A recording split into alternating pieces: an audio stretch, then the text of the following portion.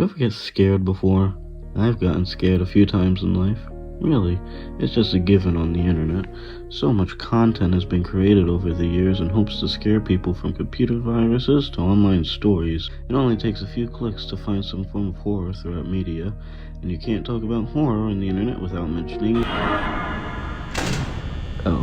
Five Nights at Freddy's, for the two of you who don't know, is an indie horror game created on August 8th, 2014 by Scott Cawthon. At the time before it was released, Scott was widely unknown, but what little he was known for was generally small Christian or other various games he created by himself. These tended to not do that well, with much of the negative feedback being that the games were too scary. So, what did Scott do?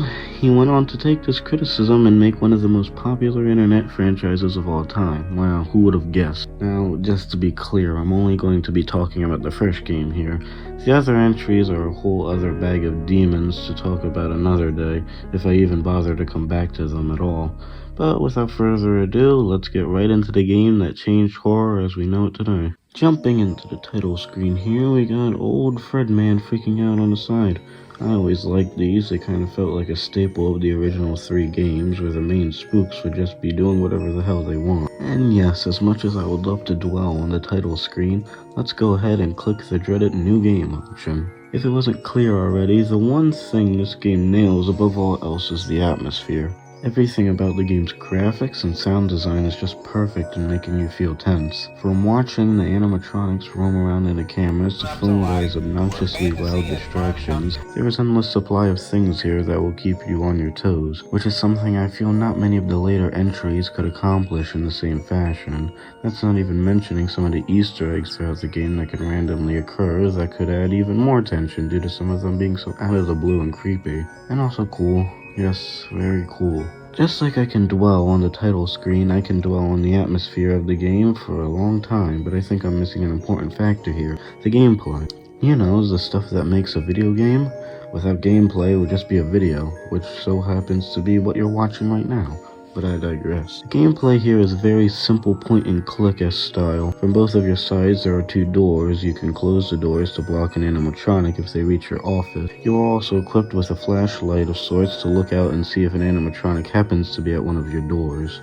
But using these tools comes at a cost: your power. With almost everything you do, power is drained. Even just sitting there and doing nothing drains your power, which is bad because when you run out, it is almost a guaranteed game over. Speaking of game over, the major threats you will be facing is 5 animatronics: Bonnie, Chica, Foxy, Freddy, and Golden Freddy. Bonnie will make his way towards the office on the left side, while Chica will do the same but on the right.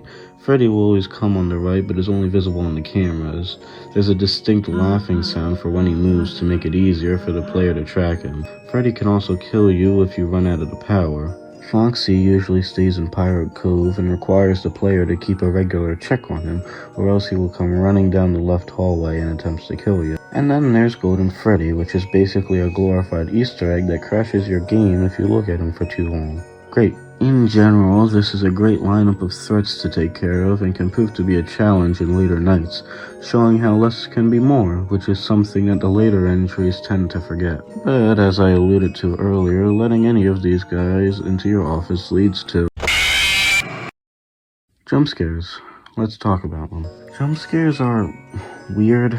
It's one of, if not the most popular forms of horror in any type of media, and FNAF is no exception. Almost every game in the main franchise has jump scares, not just the first one. I'm not saying they're inherently bad. The first games are certainly decent, but when compared to the other horror aspects, like the atmosphere, the jump scares tend to fall flat. And I think in this day and age, anyone who plays these games for more than 5 minutes become pretty much immune to being affected by the jump scares. But hey, at least it's something. You know, before I played the first FNAF game, I always wondered why this game blew up so much that it spawned a whole franchise.